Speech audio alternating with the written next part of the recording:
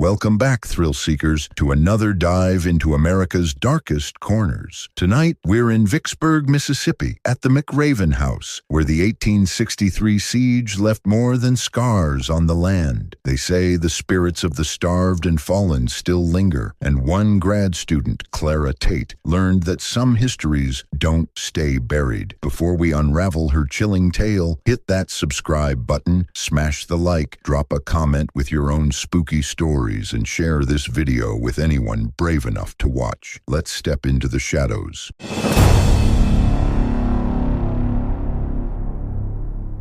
The fog clung to Vicksburg like a shroud, heavy and gray, swallowing the Mississippi River's hum. It was midnight, October 31st, 2025, and the McRaven House stood silent on its hill, its warped wooden porch creaking under an unseen weight. Clara Tate, a history grad student from Jackson, had come to debunk the ghost stories for her thesis. Locals swore the 1863 siege left spirits trapped in the house, soldiers, starved townsfolk, even a woman in white who wept for her lost child. Clara didn't believe in ghosts. She believed in facts. But as she pushed open the iron gate, a chill sank into her bones, sharper than the autumn air. Inside, the air was stale, thick with dust, and something sour like spoiled milk. Her flashlight beam danced across peeling wallpaper and cracked mirrors in the parlor. The house had been a hospital during the siege, its floors stained with blood that never quite washed out. Clara set up her recorder, muttering notes about the siege's toll. 20,000 dead, starved, or shelled. Her voice echoed too loud in the stillness. Then a faint thump came from upstairs. She froze. Rats, she told herself, gripping the banister as she climbed the narrow staircase. The air grew colder with each step, her breath visible in the beam. At the top, a hallway stretched into darkness, doors lining it like silent sentinels. The thump came again, rhythmic, from the room at the end, the nursery where the woman in white was said to appear. Clara's boots clicked on the warped floorboards as she approached. The door was ajar, revealing a small room with a rusted cradle and faded curtains. The thumping stopped. She stepped inside, her flashlight catching a glint in the cradle. A porcelain doll, its eyes chipped, stared up at her. She laughed nervously, someone's prank, but as she reached for it, the cradle rocked, slow and deliberate, though no hand touched it. Her recorder hissed, spitting static. A voice, low and garbled, seeped through. "Get out," it whispered, not from the device, but behind her. Clara spun, her beam slicing the dark. Nothing. Her heart pounded, but she forced herself to stay. "This is my thesis," she muttered, setting up a motion camera. Then the door slammed shut. The temperature plummeted, her flashlight flickering. Shadows moved in the corners, not cast by her light. Footsteps, heavy, booted, marched outside the door, circling the hallway. Clara's breath caught as whispers filled the room, overlapping, desperate. "No food, shells falling. Where's my boy?" A woman's sob cut through, sharp and raw. She fumbled for the door, but it wouldn't budge. The cradle rocked faster, the doll's head turning to face her. Her camera beeped, its screen showing not the room, but a grainy image of emaciated figures in tattered uniforms, their hollow eyes fixed on her. The whispers grew louder, angrier, chanting her name. "Clara! Clara!" A cold hand grazed her neck, and she screamed, yanking at the door. It flew open, and she stumbled into the hallway, now lit by a sickly green glow. At the far end stood a woman in a tattered white dress, her face gaunt, eyes black voids. She pointed at Clara, her mouth opening in a silent wail. Behind her, shadowed figures in Union and Confederate uniforms shuffled closer, their skeletal hands outstretched. Clara ran, tripping down the stairs, the air thick with the stench of gunpowder and decay. She burst out the front door, collapsing on the dew-soaked grass. The fog had lifted, but the house loomed darker, its windows like eyes. Her recorder, still in her hand, played back a single voice now, hers, screaming, though she hadn't heard herself scream upstairs. When she checked her camera later, the footage was blank, except for one frame, the woman in white, standing over Clara as she slept in her car that night. Clara's apartment in Jackson was a small, cluttered sanctuary filled with history books and half-finished coffee mugs. After Vicksburg, she'd tried to bury the McRaven incident, locking her recorder and camera in a drawer she never opened, but the knocking didn't stop. Every night around 3 a.m., it came, soft, insistent, like a child tapping at her door. She'd lie in bed, heart racing, telling herself it was the neighbor's pipes or the wind, but the air would turn cold and the faint smell of gunpowder would creep in, curling under the doorframe. By November, Clara was unraveling. Her thesis defense was a week away, and she hadn't slept properly since Halloween. Dark circles framed her eyes, and her hands shook as she typed. She'd stopped talking about McRaven even to her advisor, who'd pressed for details on her inconclusive findings. How could she explain the woman in white, the soldiers, the cradle that moved on its own? She'd sound unhinged. Instead, she avoided mirrors, terrified of seeing those hollow eyes staring back. One night, desperate for answers, Clara pulled out the recorder. Her fingers trembled as she hit play. Static crackled, then her own voice from McRaven, calm at first, noting dates and siege facts. Then the whispers cut in, layered and frantic. "No food, shells falling, where's my boy?" Her scream followed, sharp and raw, but now there was something new, a low, guttural chuckle, not hers, woven into the audio. She dropped the recorder, her chest tight. The knocking started, louder this time, not at the front door, but from her closet. She grabbed a flashlight, her only weapon, and crept toward the closet door. The apartment was silent except for the tapping, now joined by a faint hum, like a lullaby sung underwater. She yanked the door open, expecting nothing but coats and boxes. Instead, the flashlight beam caught a glint, a porcelain doll, identical to the one in McRaven's cradle, sitting upright on a shelf. Its chipped eyes seemed to glint, and its head tilted slightly, as if watching her. Clara stumbled back, tripping over a stack of books. The doll couldn't be here. She'd left it in Vicksburg. The hum grew louder, the air thick with that sour, spoiled milk stench from McRaven. Shadows flickered in the corners of her vision, not cast by her flashlight. She scrambled to her feet, bolting for the front door, but the knob wouldn't turn. The lights in her apartment flickered, then died, plunging her into darkness. A voice whispered her name, close behind her ear. Clara. It was the woman in white, her tone soft, but laced with venom. Clara spun, flashlight sweeping the room. Nothing. But the closet door creaked wider, and the doll was gone. In its place, a faint green glow pulsed, spilling into the room. Footsteps, booted, heavy, thudded from the closet, growing closer. She backed against the wall, her flashlight catching glimpses of tattered uniforms, skeletal hands, and eyeless faces emerging from the glow. The woman in white appeared last, her gaunt face inches from Clara's. "You took my boy," she hissed, her breath cold as frost. Clara screamed, sliding to the floor, clutching her head. The siege's horrors flooded her mind. Starving children, cannon fire, blood-soaked floors, not as history, but as if she were there. Trapped in 1863 Vicksburg, she saw the woman clutching a dead infant, wailing as shells tore through McRaven's walls. The vision broke as her phone buzzed, shattering the silence. It was her advisor, texting about the thesis. The room was normal again, lights on, closet empty, no doll, but the gunpowder smell lingered, and her flashlight was cold to the touch, its battery drained. Clara didn't sleep that night. She packed a bag and drove to a motel, hoping distance would stop the haunting. It didn't. The knocking followed now. At every window, every door. At the motel, her laptop flickered on by itself, showing a single photo from her McRaven camera. Clara, asleep in her car that night, the woman in white, leaning over her, smiling. The doll sat beside her, its chipped eyes glinting. Clara deleted the photo, burned her notes, and dropped her thesis. She moved to Memphis, then Atlanta, but the knocking never stopped. Locals in Vicksburg still talk about McRaven, saying a new ghost wanders its halls now. A young woman whispering about a thesis, forever searching for a door that opens. Clara's new apartment in Atlanta was a sterile high-rise, all glass and sharp angles, as far from McRaven's decaying wood as she could get. She'd hoped the city's hum, traffic, neon, life would drown out the knocking, but by December, it was worse. The taps came not just at night, but in broad daylight, echoing from walls, ceilings, even the elevator. The gunpowder stench followed her, faint but constant, seeping into her clothes, her dreams. She'd quit her thesis, abandoned her grad program, and told no one about Vicksburg. Yet the woman in white's voice lingered in her head, bed, whispering, "You took my boy." Clara tried to rebuild. She got a job at a coffee shop, forcing herself to smile through orders, ignoring the way her hands shook when the lights flickered. She avoided mirrors, terrified of seeing that gaunt face behind her own. But the doll kept appearing. She'd find it in impossible places, on her kitchen counter, in her locked car, once even tucked into her bed, its chipped eyes glinting like it knew her secrets. Each time she'd throw it out, burn it, smash it, but it always returned, pristine, untouched. One night, too exhausted to fight, Clara sat at her desk, staring at the doll she'd found in her backpack. The air grew heavy, the room dimming despite the buzzing fluorescent lights. The knocking started, not from the door, but inside her skull, a relentless thud that matched her pulse. She clutched the doll, its porcelain cold as ice, and whispered, "What do you want?" The answer came not in words, but in a rush of images. Vicksburg siege, starving faces, the woman in white, cradling a lifeless child as cannon fire shook McRaven. Clara saw herself not as an observer, but as the woman, her grief a blade in her chest. The vision broke when her phone rang, a co-worker asking her to cover a shift. The room was normal again, but the doll's head had turned, facing her directly. Clara hurled it against the wall, shattering it into jagged pieces. For a moment, silence. Then a child's laugh, high and cruel, echoed from the fragments. The pieces twitched, reassembling like a puzzle, the doll whole again in seconds. Clara ran, grabbing her keys, but the door wouldn't open. The lights died, and the green glow from McRaven returned, spilling from under her bed. Shadows poured out, not just soldiers now, but townsfolk, emaciated, eyes hollow, their mouths moving in silent pleas. The woman in white emerged last, her tattered dress trailing like smoke. "You woke us," she hissed, her black eyes boring into Clara's. "You stay." Cold hands gripped Clara's arms, not from the woman, but from the shadows, pulling her toward the bed. She screamed, kicking, but the floor seemed to soften, swallowing her boots like mud. The doll floated before her, its lips curling into a smile. Her phone buzzed again, vibrating on the desk. She lunged for it, breaking free, and answered in a panic. It was her old advisor, voice calm, asking why she'd dropped out. Clara sobbed, trying to explain, but the line crackled with static, and the woman's voice cut through. "Mine now." The call dropped. The shadows surged, dragging Clara to her knees. The last thing she saw was the doll, cradled in the woman's arms, its eyes now hers, Clara's eyes, trapped in porcelain. Morning came. The apartment was quiet, the door unlocked, the doll gone. Clara's co-workers found her bag and keys, but no trace of her. The landlord reported a faint gunpowder smell, dismissed as old wiring. In Vicksburg, McRaven's ghost tours added a new story. A young woman, seen in the nursery, clutching a doll and whispering about a thesis. Locals say she's joined the siege's restless dead, bound to the house forever. In Atlanta, Clara's apartment stays empty. Tenants complain of knocking, but no one stays long enough to find the source. And that's the tale of Clara Tate, a skeptic who crossed into Vicksburg's darkest shadows. They say McRaven House never lets go of those who stir its restless spirits. The knocking still echoes, the doll still watches, and Clara, well, she's part of the story now. If you ever visit Vicksburg, tread lightly by that old house on the hill. Some doors, once opened,